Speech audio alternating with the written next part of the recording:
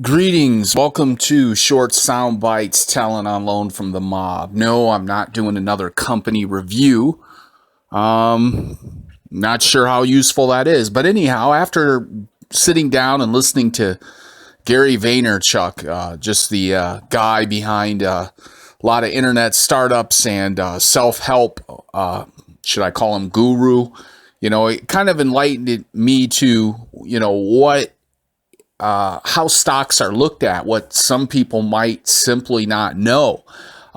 If you get online, if you use Yahoo or Google Finance, either one of those, you can pull up a lot of information about a company. You can pull up their cash flows. You can pull up their balance sheets. You can pull up their, a lot of information, a lot of statistics, their PE ratio, EBITDA, all sorts of things that most people think when they're looking at it that they're getting the whole story. Those balance sheets, which have 50, 60 items on them a piece, balance sheets, cash flow statements that you can get at Yahoo, Google Finance, or you can get at the company website, that information is crunched and put through, quote, the ringer by these stock analysts. The information that they give to the public is great, but they do statistical number crunching. They're going to get values such as CAPM.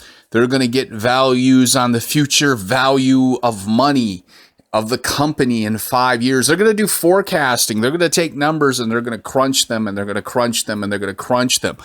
So my whole point is, if you're lazy, like we all get lazy sometimes, let's be honest. If you're lazy, you might want to buy an ETF. Save yourself the heartache of getting crushed in the market. You might want to buy something safe like Disney. You probably don't even have to analyze if it's okay to buy Disney. You'll probably be fine in the next 5 to 10 years with Disney. Again, I could be wrong. But who cares? Who cares if I'm wrong, right? I don't.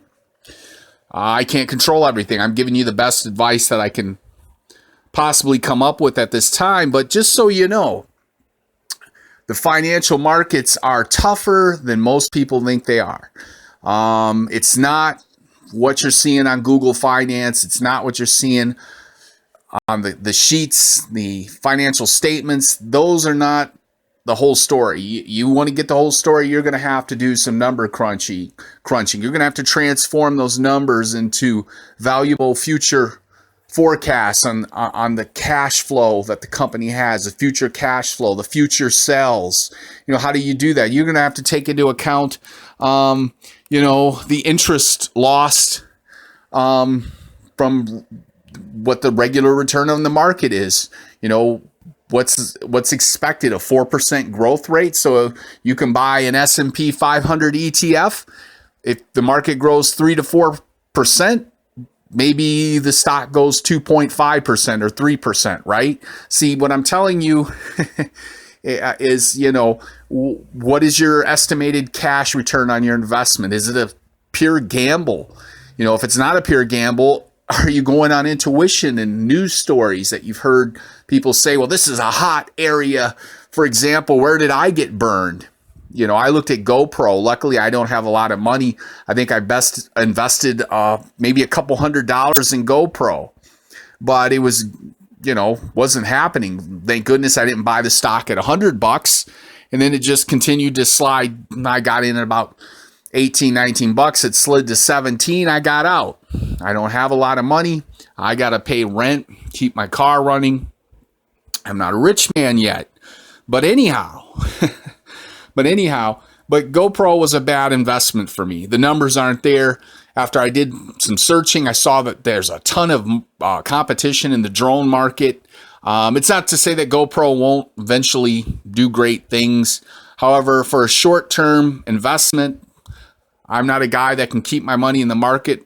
I don't have tons of money to sit around and let it go in the stock market or take huge losses and bounce back. Let's be real. So I made a mistake. I probably didn't crunch the numbers enough. I probably didn't look at the competition enough. And I went in on something that I thought was better than it was.